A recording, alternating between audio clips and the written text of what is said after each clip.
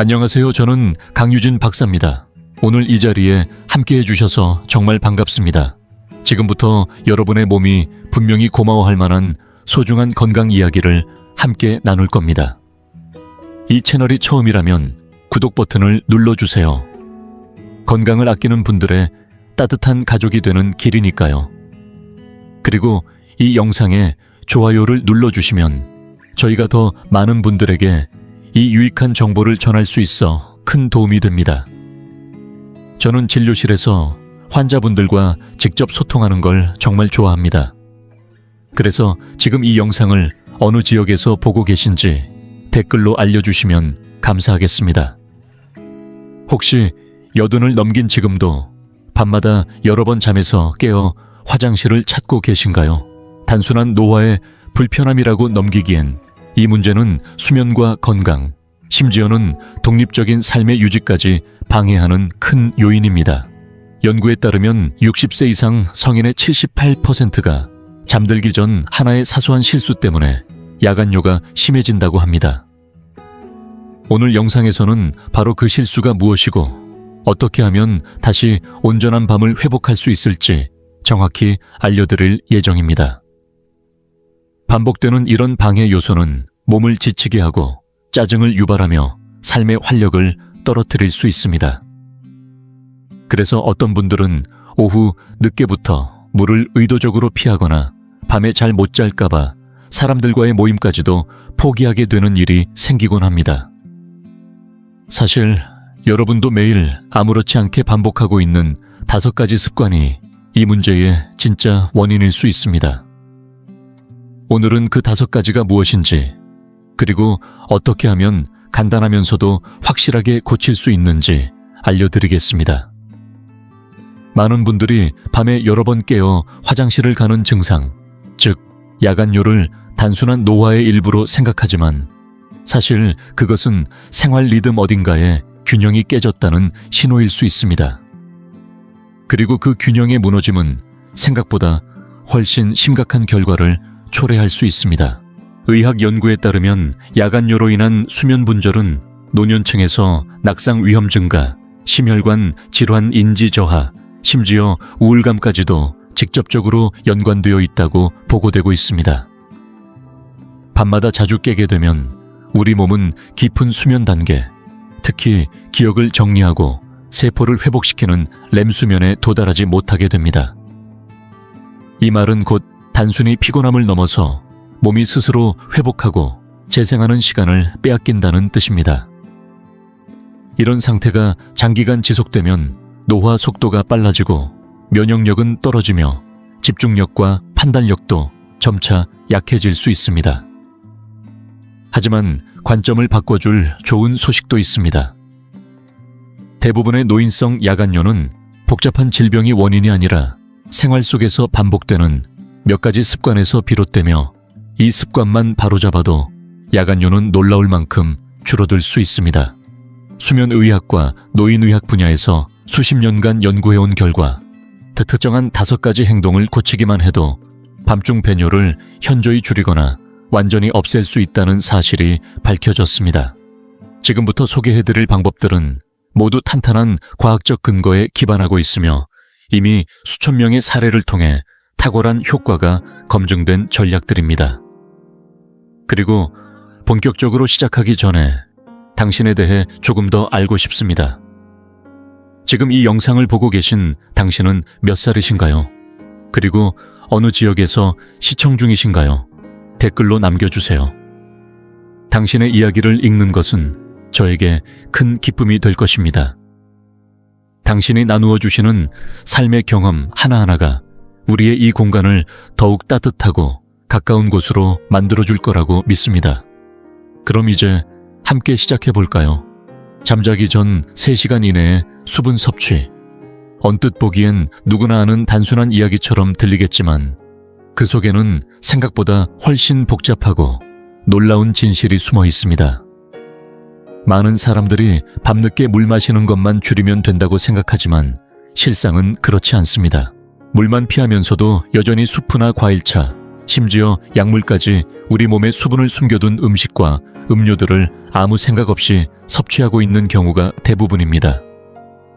바로 이런 숨은 수분들이 수면 중 방광을 자극하는 진짜 원인이 되는 경우가 많습니다. 이 시점에서 우리 몸 안에서 벌어지는 일은 꽤나 흥미롭습니다. 우리가 잠들기 전 3시간 동안 액체를 섭취하게 되면 원래라면 소변 생성을 줄여야 할 시간에 신장은 여전히 액체를 처리하느라 바쁘게 작동합니다. 이로 인해 밤사이 방광에 소변이 계속 쌓이게 되고 자주 깨어나게 되는 악순환이 반복됩니다. 특히 나이 들수록 수분에 더 민감해지기 때문에 수프 한 그릇 수박이나 참외처럼 수분 함량이 높은 과일 따뜻한 차 한 잔 혹은 특정 약물을 통한 수분 섭취까지도 모두 누적되어 밤새 방광을 가득 채우는 원인이 됩니다. 이와 관련해 소개하고 싶은 이야기가 있습니다. 경상북도 구미시에 사는 72세의 김말순 어르신은 수년간 밤마다 3번에서 많게는 9번까지도 화장실에 가야 했습니다.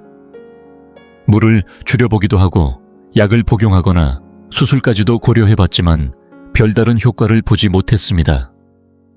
정말 지쳤어요. 잠은 망가지고 제 몸이 제게 족쇄처럼 느껴졌죠. 그렇게 말씀하시던 김 어르신은 결국 저녁 수프와 자기 전 늘 마시던 캐모마일 차 한 잔이 문제의 핵심이라는 사실을 뒤늦게 알게 되었습니다. 제가 알려드린 수분 조절 전략을 전면적으로 실천한 결과 단 2주 만에 밤 화장실 가는 횟수가 단 1번으로 줄었습니다. 이 습관을 바로잡는 건 단순히 잘 자는 것 이상의 변화를 가져옵니다. 자기 전 신장에 과도한 부담을 주지 않게 되면 몸은 자연스럽게 한기뇨 호르몬인 바소프레신의 분비를 늘리게 됩니다. 이 호르몬은 소변의 농도를 높이고 생성량을 줄여주어 단순히 화장실 가는 횟수를 줄이는 데 그치지 않고 깊고 회복력 있는 수면을 가능하게 합니다. 아침에 일어났을 때 훨씬 개운하고 낮 시간 동안의 활동도 한결 더 활기차게 느껴질 것입니다. 이 변화를 실질적으로 그리고 지속 가능하게 실천하려면 수분 통제 시간을 설정하는 것이 중요합니다. 예를 들어 평소 밤 9시에 잠자리에 드신다면 저녁 6시 이후에는 물을 포함한 모든 액체 섭취를 멈추는 것이 좋습니다. 여기에는 물뿐만 아니라 차, 커피, 주스, 국물 있는 음식 수분이 많은 과일, 아이스바와 같은 간식까지도 포함됩니다. 거동이 불편하신 분의 경우에는 응급시나 약 복용을 위한 최소량의 물을 침대 곁에 준비해 두되 그 외에는 자제하시는 것이 좋습니다. 당뇨가 있거나 갈증을 유발하는 약을 복용 중이라면 주치의와 상담을 통해 수분 섭취 시간을 오전이나 이른 오후로 조정하는 방법을 함께 고민해보는 것이 현명합니다. 김말순 어르신은 몇 달 뒤 이렇게 말씀하셨습니다. 이렇게 간단한 게 제 인생을 이렇게까지 바꿀 줄 몰랐어요. 마치 50대처럼 푹 자고 나면 온종일 에너지가 넘쳐요. 손주들이 저더러 요즘 왜 이렇게 힘이 넘치냐고 놀라더라니까요. 이 두 번째 습관은 바로 늦은 저녁 식사와 이뇨작용을 유발하는 음식을 저녁에 섭취하는 것입니다. 이건 사실상 대부분의 어르신들이 무심코 반복하는 대표적인 실수이자 밤마다 자주 깨게 되는 원인을 스스로 만들고 있다는 점에서 매우 안타까운 현실입니다. 오후나 저녁 시간대의 식사 시점, 그리고 그 안에 포함된 음식의 종류는 생각보다 훨씬 더 직접적으로 그리고 강력하게 야간 소변 빈도에 영향을 미칩니다. 잠들기 직전까지 식사를 하거나 그 식사에 이뇨 성분이 풍부한 재료가 포함되어 있다면 결과적으로 우리 몸은 스스로 방광을 밤새 가득 채우라고 프로그래밍하게 되는 셈입니다. 이를 유발하는 음식은 의외로 건강식으로 여겨지는 재료들이 많습니다. 토마토, 오이, 샐러리, 아스파라거스, 수박, 커피, 녹차, 초콜릿, 파슬리나 고수 같은 허브류 등은 모두 자연적인 이뇨작용을 유도하는 성분을 포함하고 있습니다. 문제는 많은 사람들이 이러한 식품을 건강에 좋은 것이라는 이유로 의심 없이 섭취하며 결과적으로 밤마다 깨는 악순환을 스스로 만들고 있다는 점입니다. 이와 관련된 생리학적 원리는 꽤나 흥미롭습니다. 우리 몸은 식사 후 약 3-4시간 정도 소화를 진행하는데, 특히 누워있는 상태에서는 이 소화 과정이 더뎌지고 음식 속 이뇨 성분이 혈액을 통해 장시간 순환하게 되며 신장에 영향을 주게 됩니다.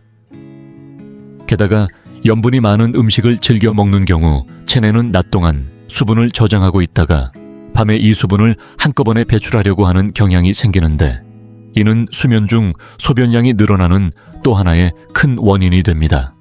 이와 같은 식습관이 실제 삶을 얼마나 좌우하는지 보여주는 이야기가 있습니다. 경기도 고양시에 사는 68세의 정재훈 씨는 은퇴 후 생활의 즐거움 중 하나가 늦은 저녁 식사였다고 말했습니다. 밤 8시 30분쯤 저녁을 먹고 밤 9시 반에는 꼭 간식을 챙겨 먹었는데, 그 안에는 항상 신선한 토마토와 오이, 그리고 소화를 돕는다는 이유로 마시는 녹차가 포함되어 있었습니다. 그는 저에게 이렇게 말했습니다. 밤 1시, 3시 반, 5시 반. 꼭 그 시간마다 화장실에 갔어요. 나이 들어서 그런 줄만 알았죠. 그런데 낮에는 좀비처럼 멍하고 기운이 하나도 없더라고요. 그런 정 씨가 식사 시간을 저녁 6시 30분으로 앞당기고 오후 4시 이후로는 이뇨작용이 있는 음식들을 모두 제외한 결과 단 열흘 만에 변화가 찾아왔습니다. 밤에 한 번만 화장실에 일어나는 날이 생기기 시작했고, 3주가 지나자 6시간 이상 연속으로 잠을 자는 밤도 생겨났습니다. 이처럼 식사 시간과 음식 종류를 몸의 리듬에 맞게 조절하는 것은 단순히 야간뇨를 줄이는데 그치지 않습니다.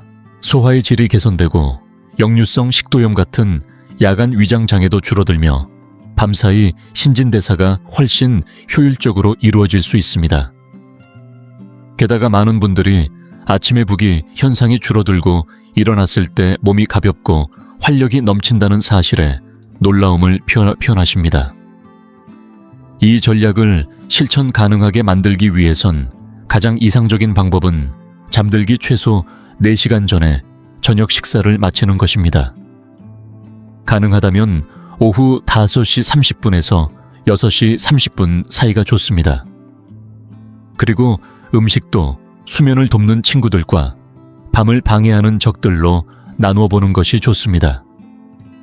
수면 친화 음식으로는 살코기, 현미밥, 고구마, 바나나, 귀리, 브로콜리, 당근 등이 있고, 방해 음식으로는 앞서 언급한 이뇨식품들과 더불어 술이 있습니다. 술은 처음에는 졸음을 유도하지만 이후에는 수면 중 자주 깨게 만드는 대표적인 방해 요소입니다. 만약 저녁 식사 시간을 조정하기 어려운 일정이 있거나 약 복용으로 인해 식사가 늦어질 수밖에 없다면 주치의와 함께 건강을 해치지 않는 선에서 식사 구조를 조정하는 것이 바람직합니다. 최근 정재훈 씨는 이렇게 이야기했습니다. 이젠 저녁 6시에 밥상 앞에 앉아요. 왕처럼 식사하고 아기처럼 잡니다.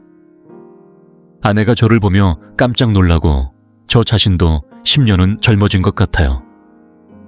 3. 세 번째 습관은 얼핏 보면 똑똑한 전략처럼 느껴질 수 있지만 실제로는 많은 어르신들을 야간뇨의 악순환에 빠뜨리는 아주 위험한 덫입니다.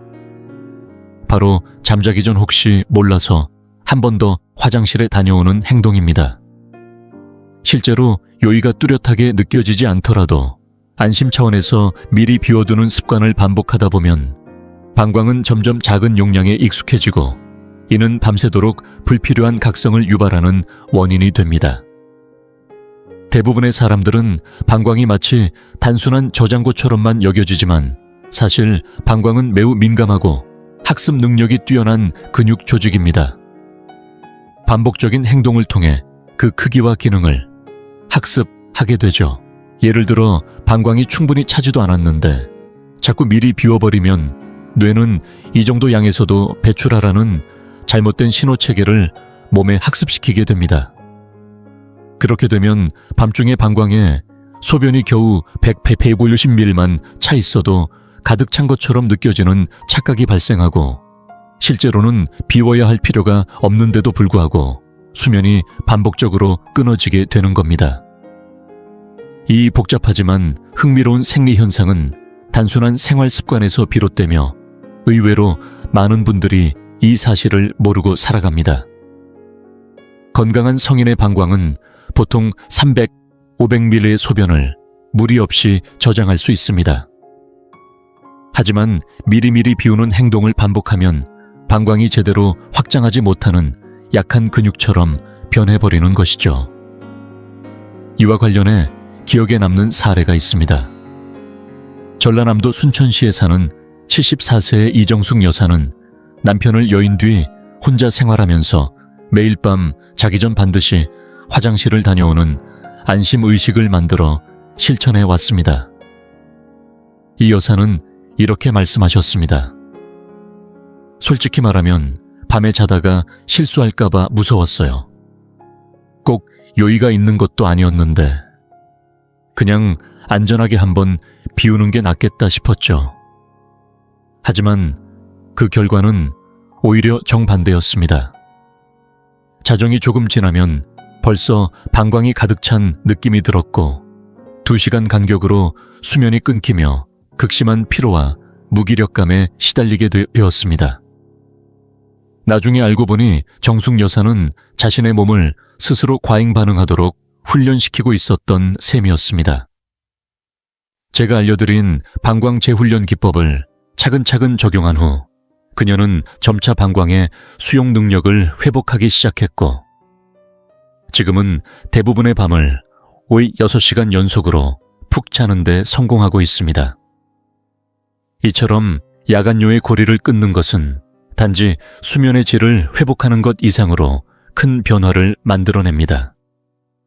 몸에 대한 신뢰감이 되살아나고 혹시나 하는 불안으로부터 해방되며 자는 동안 진짜 회복이 가능한 깊은 휴식을 경험하게 됩니다. 심지어 많은 분들이 다시금 자신의 몸을 스스로 조절할 수 있다는 자존감까지 회복하게 되었다고 말씀하십니다. 이 변화를 안전하고 효과적으로 실천하기 위해선 진짜 필요한 경우에만 화장실에 간다. 는 규칙을 세우는 것이 출발점입니다. 자러 가기 직전 정말 뚜렷하고 분명한 요의가 느껴진다면 화장실을 다녀오되 그냥 불안해서 가는 거라면 시기보 20분 정도 책을 읽거나 음악을 듣는 등의 이완 활동으로 의식을 돌려보세요. 대부분의 경우 그것은 요의가 아니라 단순한 불안 반응일 뿐이라는 사실을 깨닫게 될 것입니다.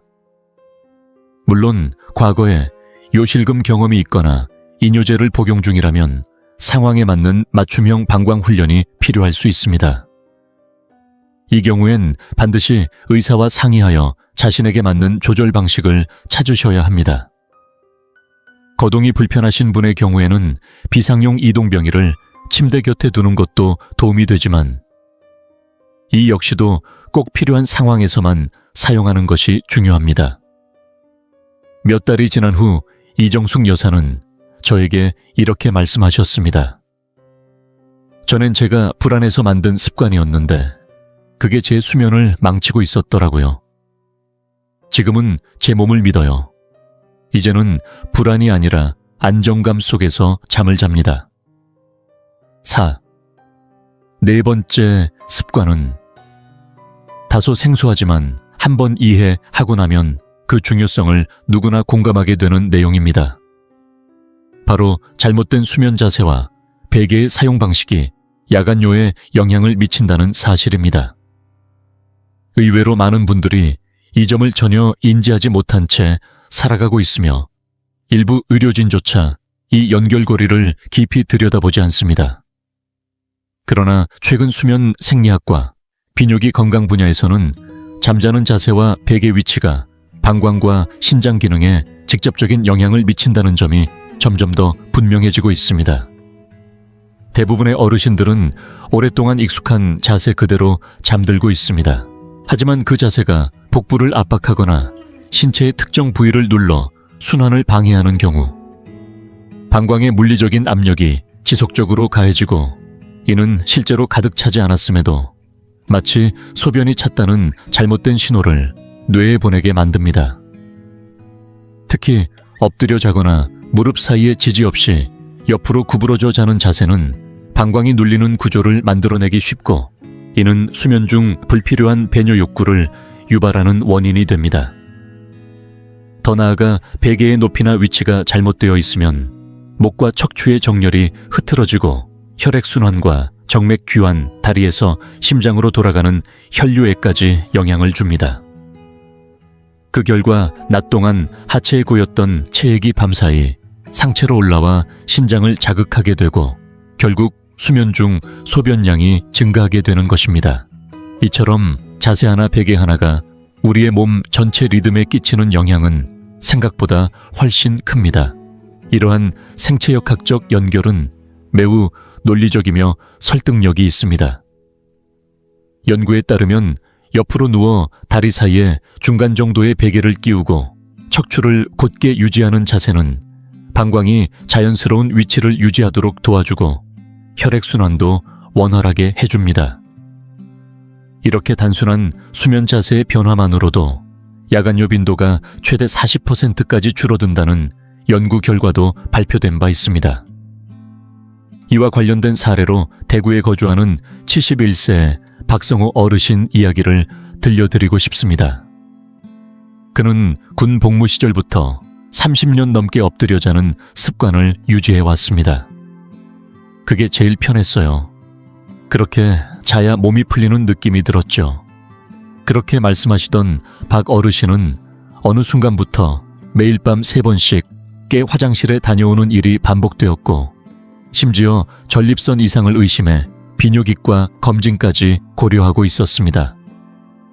그러던 중 수면 자세와 야간요 사이의 상관관계를 알게 되셨고 그날부터 옆으로 자는 연습을 시작하셨습니다.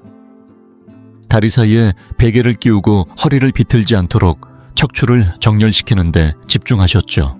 처음에는 낯설고 불편했지만 2주 만에 밤중 배뇨 횟수가 한두 번으로 줄었고 한 달이 지나자 중간에 한 번도 깨지 않고 아침까지 푹 자는 날도 늘어났습니다.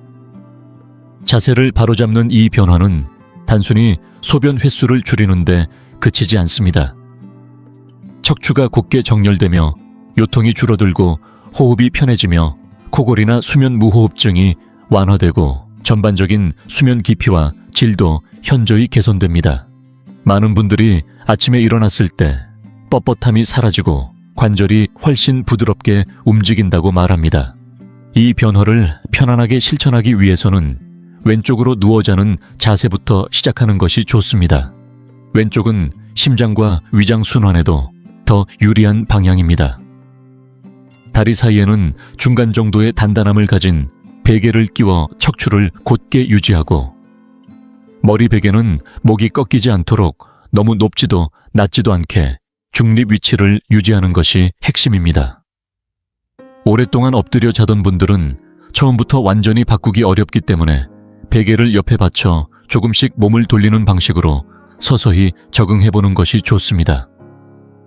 관절염이나 허리 통증이 있는 분은 인체공학적 구조의 쿠션이나 특수 지지 베개를 활용하면 훨씬 수월하게 자세를 바꿀 수 있습니다. 만약 심한 코골이나 수면 무호흡증이 있는 분이라면 천장을 보고 눕는 자세는 피하는 것이 좋습니다. 몇 달이 지난 뒤 박성호 어르신은 이렇게 말씀하셨습니다. 단순히 어떻게 자는가만 바꿨을 뿐인데 이게 인생의 비밀 같았어요. 밤에 안 깨고 자고 허리도 안 아프고 새벽에 일어나면 몸이 진짜 가벼워요. 이걸 진작 알았으면 좋았을 걸 싶죠. 정말 놀랍지 않으신가요? 단 하나의 자세 변화만으로도 삶이 이토록 달라질 수 있다는 사실이. 다음으로 넘어가기 전에 이 정보가 조금이라도 도움이 되셨다면 영상에 좋아요 버튼 한번 눌러주세요. 이 작은 응원이 저희에게는 큰 힘이 됩니다. 덕분에 더 많은 분들께 중요한 정보를 전할 수 있게 됩니다. 그리고 이제 많은 분들이 전혀 인식하지 못한 채 수면을 방해받고 있는 5번째 흔한 실수에 대해 함께 살펴보겠습니다. 5번째 습관은 아마도 지금까지 소개한 내용 중 가장 과소평가되면서도 올바르게 고쳤을 때 가장 극적인 효과를 가져다주는 요소일지도 모릅니다. 바로 수면 환경의 온도와 잠옷 선택이 야간요에 미치는 영향입니다. 많은 분들이 방이 조금 더운 것, 잠옷이 조금 두꺼운 것은 단순한 개인 취향이나 편안함의 문제라고 생각하지만 사실 이 두 요소는 밤사이 우리 몸의 호르몬 분비와 순환 체계에 깊숙이 관여하며 소변 생성량을 직접적으로 증가시킬 수 있습니다. 온도가 지나치게 높거나 천조절이 어려운 소재의 잠옷을 입고 잠자리에 들면 우리 몸은 열 스트레스 상태에 들어가게 됩니다. 이 상태는 수면 중 소변을 농축하고 줄여주는 역할을 하는 항인효 호르몬 바소프레신 외 자연 분비를 방해합니다. 뿐만 아니라 과열된 상태는 혈관 확장을 유도해 말초 순환을 바꾸고 낮 동안 다리나 발에 고여있던 체액이 밤사이 상체로 다시 올라가면서 신장을 자극하게 됩니다. 바로 그 순간 월요일에는 절전 모드에 들어가야 할 신장이 불필요하게 활발히 작동하게 되는 것이죠. 이와 같은 생리적 연결은 생각보다 훨씬 정교합니다. 정상적인 수면 중에는 천이 자연스럽게 섭씨 1, 2도 정도 떨어지는데 이 미세한 천 저하가 바소프레신과 멜라토닌 분비를 촉진하는 신호로 작용합니다. 그러나 방 안이 20도 이상으로 덥거나 천이 발산되지 않는 두꺼운 잠옷을 입고 자면 이 생체 리듬이 방해를 받아 수면질이 떨어지고 밤새 화장실을 가게 되는 상황이 반복되는 겁니다.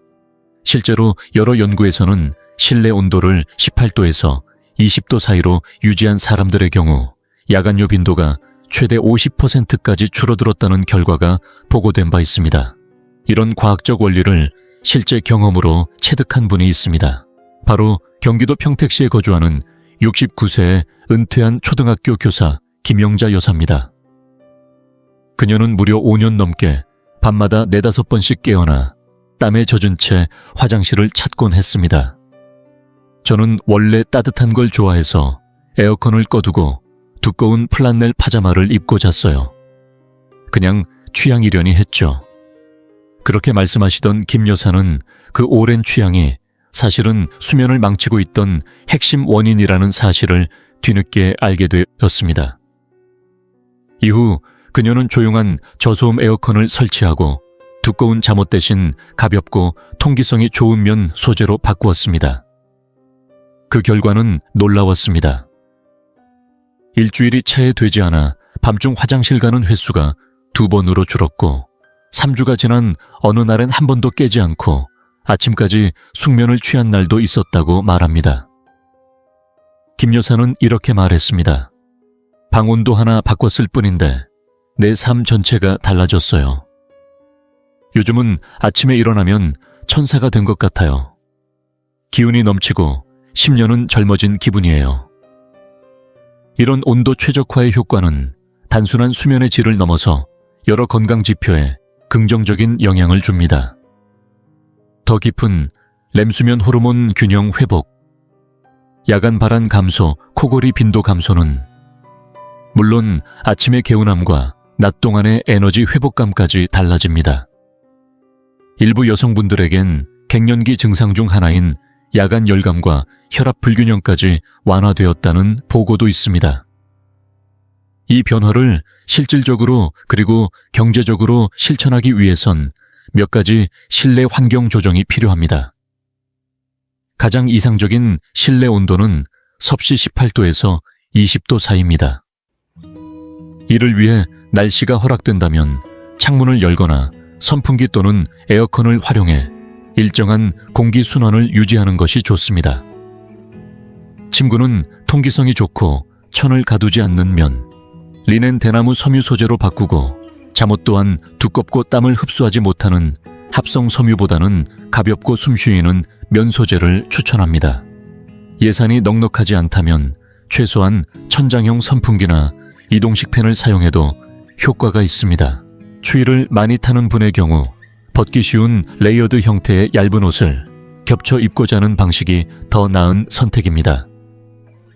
만약 복용 중인 약물이 천조절에 영향을 주는 경우 수면 환경 조정 시 반드시 주치의와 상의해야 합니다. 김영자 여사는 몇 달이 지난 후 이렇게 이야기했습니다. 그동안 밤마다 괴롭던 게 이토록 단순한 원인이었다니 믿기지 않았어요. 이제는 잠이 무서울 게 없고 아침이 기다려집니다. 제 삶이 완전히 바뀌었어요. 정말 놀라운 변화였죠. 여러분은 혹시 수면 중 청과 야간요 사이에 이런 깊은 연관이 있다는 사실을 알고 계셨나요? 여러분의 가족 중에도 비슷한 경험을 한 분이 있으신가요? 아래 댓글로 나누어 주세요. 저는 여러분이 들려주시는 이야기를 하나하나 읽고 꼭 직접 답글을 남기고 있습니다. 그 경험들 속에 우리가 함께 배울 수 있는 지혜가 담겨 있으니까요. 이제 여러분은 밤마다 숙면을 방해했던 5가지 습관이 무엇이었는지 모두 알게 되셨습니다. 그럼 지금부터는 이 모든 변화들을 어떻게 현실적으로 그리고 지속 가능하게 적용할 수 있을지 이야기해 보겠습니다. 이 5가지 습관을 하나하나 실천하는 것도 효과가 있지만 모두를 함께 적용했을 때 그 효과는 훨씬 강력하게 나타납니다. 야간요를 눈에 띄게 줄일 수 있을 뿐 아니라 내가 내 몸을 조절할 수 있다는 자신감이 되살아납니다. 온전한 밤, 깊은 잠, 그리고 활력 넘치는 낮이 다시 돌아옵니다. 가장 놀라운 점은 이 모든 변화가 여러분 손안에 있다는 것입니다. 비싼 약도 불편한 검사도 특수 장비도 필요하지 않습니다. 단지 지금까지는 무심코 지나쳤던 몇 가지 생활 습관을 조금만 현명하게 조정해보면 됩니다. 그리고 기억하세요. 우리의 몸은 올바른 환경만 주어진다면 스스로 회복하고 적응할 수 있는 놀라운 능력을 가지고 있습니다. 지금 시작해도 절대 늦지 않습니다. 오늘 밤부터라도 이 전략들을 하나씩 실천해보세요. 생각보다 훨씬 빨리 아침에 더 상쾌하게 깨어나는 자신을 만나게 될지도 모릅니다. 이 모든 발견들이 여러분의 삶 혹은 사랑하는 누군가의 삶에 진심으로 도움이 되기를 바랍니다. 이 영상이 유익하고 흥미로우셨다면 주저하지 마시고 좋아요를 눌러주시고 채널 100세 인생 이야기를 구독해주세요. 또한 이 영상이 필요할 것 같은 분들에게 공유해 주시면 큰 힘이 됩니다. 여러분의 응원 덕분에 100세 인생 이야기는 앞으로도 의미 있는 콘텐츠를 통해 노후의 삶에 실질적인 정보와 가치를 전해드릴 수 있습니다. 함께해 주셔서 진심으로 감사합니다. 다음 영상에서 다시 뵐 수 있기를 기대하겠습니다.